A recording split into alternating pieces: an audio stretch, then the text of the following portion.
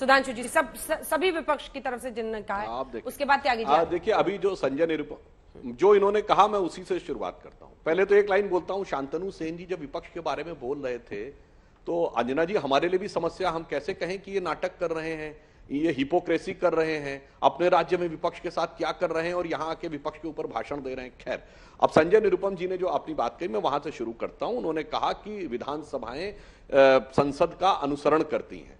देखिए, इन लोगों के मन में संसद और संसदीय गरिमा के प्रति मनसा वाचा कर्मणा क्या है, मैं उदाहरण देता हूं। एक नहीं, अनेक राज्य विधानसभाओं ने सीए को लेकर प्रस्ताव पारित कर दिया। अरे भाई, संसद में पारित प्रस्ताव के विरुद्ध विधानसभाओं को कोई संवैधानिक अधिकार नहीं है पारित करने का, नागरिकता राज्यों का विषय नहीं है, इन सब ने यह पारित कर दिया था। यह तो इनके मन में था, कितनी निष्ठा और कितना सम्मान संसद के प्रति। अब वचन की बात, इनके नेता प्रतिपक्ष ने खड़े होकर धारा 370 के समय बोला भारत की संसद को अधिकार ही नहीं है, संसद को अधिकार ही नहीं है, यह इनका वचन था। और ये उस नेता के साथ खड़े हुए थे जिसने एलानिया कहा था ओवैसी ने कि जब ट्रिपल तलाक पे संसद ने कानून बनाया कि कौन होती है भारत की संसद इस बारे में कानून बनाने वाली। इतना ही नहीं, इन्होंने उस पार्टी का भी समर्थन लिया, वो आम आदमी पार्टी का, जिसने अन्ना आंदोलन के समय सारी संसद को चोर कहा था। तो ये तो वचन है इनका। अब कर्म देखिए, राज्यसभा में किसान विधेयक के ऊपर विरोध नहीं, पीठासीन अधिकारी की टेबल पे खड़े होकर किताब फेंकना, माइक फेंकना, हिंसक हमला करना, यह इनका कर्म था। तो मनसा वाचा कर्मणा इन्होंने क्या संसदीय लोकतंत्र के साथ किया, यह दिखाई पड़ता है। और दूसरा, उन्होंने कहा कि शब्दों की बात, जो बाहर शब्द बोले गए, तो मैं फिर विनम्रता से कहता हूं, किसी की मौत की कामना करना और टुकड़े टुकड़े करने जैसा शब्द अगर किसी भी नेता के लिए और प्रधानमंत्री के लिए बोला गया हो, तो मैं जर्सी गाय कहना, 50 करोड़ की मौत की कामना किसने कही है? उस पार्टी ने जो अपने को महात्मा गांधी की विरासत की इकलौता उत्तराधिकारी मानती है, अहिंसा का सबसे बड़ा समर्थक कहने वाले लोग आज कहते हैं कि मौत की कामना और मौत के प्रकार बताने की बात तो स्वाभाविक है, कोई बात नहीं है, बाहर बोली जा सकती है। और शांतनु सेन जी को क्या कहूं, राष्ट्रपिता की समाधि पर लिखे हुए राम शब्द को जब जय श्री राम कहा जाता है तो इनके लिए वह अपराध के समकक्ष हो जाता है इनके राज्य में। यह इनके शब्दों की मर्यादा है। तो हर पार्टी ने अपनी अपनी क्या मर्यादा कही है और कितना संसदीय गरिमा का पालन किया है, वो पूरा प्रत्यक्ष दिखाई पड़ रहा है। और इसीलिए यहां पर हमने तो क्या किया, हमने सबका ले। मैं जोड़ दूं जरा एक शब्द, और अगर आज ये कहें तो मैं ईमानदारी से मानने को तैयार हूं, ये कह दें कि राज्य विधानसभाओं को ओवर रूल करने का अधिकार संसद को दिया जाता है, राज्य विधानसभाएं प्रस्ताव पारित करके दे दे, हम सब करेक्शन कर दें। हाँ संजय जी, इसका जवाब दीजिए आप। जो विधानसभाओं ने किया है उसको ओवररूल कर दे लोकसभा। दो बातें हैं,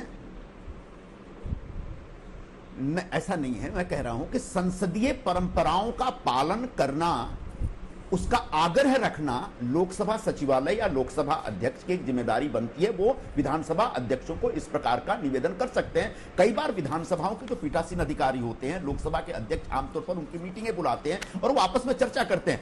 लॉ मेकिंग प्रोसेस या लेजिस्लेशन प्रोसेस की बिल्कुल डिफरेंट चीज है। वो हमारे देश के संविधान में एक जो ढांचा बनाया गया, जो वर्णित प्रावधान है, उसके तहत होते हैं।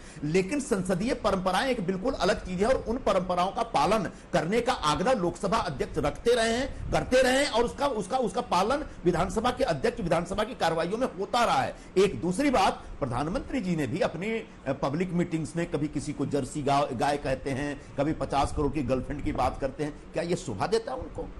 ये जिन शब्दों का प्रयोग कर रहे हैं वो सब पब्लिक मीटिंग से कभी न कभी इस्तेमाल हुआ था। पब्लिक मीटिंग्स में इस्तेमाल किए गए शब्द और अनपार्लियामेंट वर्ड की एक पूरी सूची, संजय जी, अलग अलग विषय है, कृपया करके उसको गडमगड मत करिए। लेकिन संजय जी, जो सार्वजनिक सभाओं में जो संजय जी 2019 में, ठीक है, एक काउंटर क्वेश्चन है सिर्फ सर, 2019 में कांग्रेस पार्टी का जो स्लोगन था प्रधानमंत्री के खिलाफ, वो आप बोलना चाहेंगे आज इस मंच से? आपको भी खुद बुरा लगेगा वो बोलने में।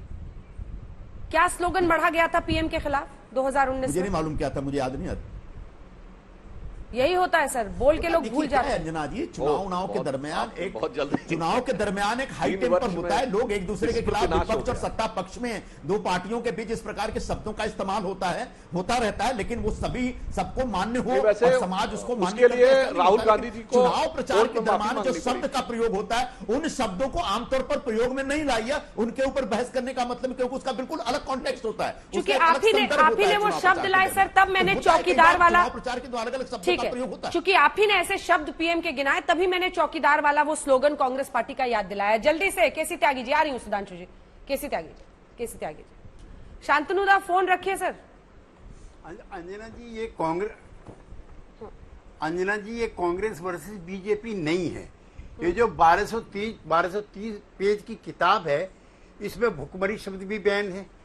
हमारी तो राजनीति यहीं से शुरू हुई कि देश भूखे नंगों की के लिए भुगतान, भूखा, भूल करना है, और मक्खन भी बैन है, मनोबल गिराना भी बैन है, मुर्दाबाद भी बैन है। ये 1230 पेज की पार्लियामेंट की किताब है। तो ये निरुपम जी, ये this is not Congress versus BJP. ये पहले से इतने शब्द हैं। या तो आप ये कहिए कि एक कमेटी बने, जो पुराने शब्द हैं, नए शब्द हैं, उनमें से निकाला जाए। मैं अपनी बात बहुत संक्षेप में खत्म कर रहा हूं अंजना जी। 2019 में कंजर्वेटिव नेतृत्व चुनाव हुआ वहां पे इंग्लैंड के अंदर। तो एसएनपी नेता थे इयान ब्लैकफोर्ड। उन्होंने बोरिस जॉनसन, जो उनका भी इस्तीफा हुआ, उन पर जो है नस्लवादी होने का आरोप लगाया। स्पीकर ने कहा कि मैं वापस इसको शब्दों को वापस लीजिए। ब्लैकफोर्ड ने कहा कि जॉनसन इसका इस्तेमाल करने के लिए अपने इरादे के बारे में सूचित किया था, लेकिन उन्होंने इसे योग्य बताया और स्पीकर ने इसको जू का तू खड़ा रहने दिया। अगले सप्ताह उन्होंने जॉनसन पर झूठा होने का आरोप लगाया। झूठ से अपना कैरियर बनाया इन्होंने। स्पीकर ने कहा इसको कहने की कोई जरूरत नहीं, चूंकि इसमें काफी सच्चाई है। तो ये ब्रिटिश पार्लियामेंट है, ब्रिटिश डेमोक्रेसी है, जिसका हम हिस्सा हैं। तो ऐसा है निरुपम जी, मेरे मित्र, उतनी परिपक्वता अभी हम लोगों में नहीं आ पाई है जिस तरह का पिछले 2-3 सदनों से हो रहा है। हम तो 9th लोकसभा में आए थे और कम बेश तभी उस समय आप भी आए थे, आप भी बहुत सीनियर हैं। तब ऐसा नहीं था जैसा अब हो गया है या कर दिया गया। मैं किसी एक को नहीं कहना चाहता, लेकिन ये झूठ के जो पुलंदर असंसदीय शब्द, ये खाली मोदी जी के आने के बाद शुरू हुए हैं। मैं ऐसा नहीं मानता। ये पोथी बताती है कि ये किस्सा बहुत पुराना है। शांतनु जी, जब पहले से ही हो रहा है तो क्या जानबूझकर बवाल, चूंकि मोदी को घेरना है इसलिए जो संसदीय अभी तक प्रणाली रही है उस पर भी सवाल कर रहे हैं। और महुआ मोइत्रा लिख रही है कि इससे संघी शब्द कैसे छोड़ गया, मतलब ये मजाक का हिस्सा क्यों बन गया है? देखिए, इसके पहले तो हम सुधांशु जी को ये बोलना चाहेंगे, वो बंगाल के बारे में कुछ बोल रहे थे, आप आके देख के जाइए। बंगाल में इस तरह से अपोजिशन को थ्रॉटल नहीं कर दिया जा रहा है। अपोजिशन को पूरा स्पेस मिलता है क्रिटिसाइज करने के लिए ओपनली। बीजेपी का जैसा यहाँ पर अपोजिशन को ब्लॉकेट नहीं कर रहा है। हम लोग, हमारा तृणमूल कांग्रेस का सरकार, आइए आके एक दिन बैठ के देख के ये लेसन लेके जाइए। The problem is prime minister is so arrogant. पिछले 7 साल में उन्होंने राज्यसभा में आके एक भी सवाल का जवाब नहीं दिया। पहले 7 आउट ऑफ 10 बिल स्क्रूटिनी होता था, अब 1 आउट ऑफ 10 बिल स्क्रूटिनी हो रहा है। 1 साल पहले जब मॉनसून सेशन हुआ था, एक सेशन में 27 बिल उन्होंने पास करवाया था। हमने पहले भी बोला, अभी बिल को ओपिनियन के लिए स्टैंडिंग कमेटी भी भेजा नहीं जाता है। अभी Narendra Modi and this BJP government, they have ruined each and every institution and they are making a mockery of this parliamentary democracy.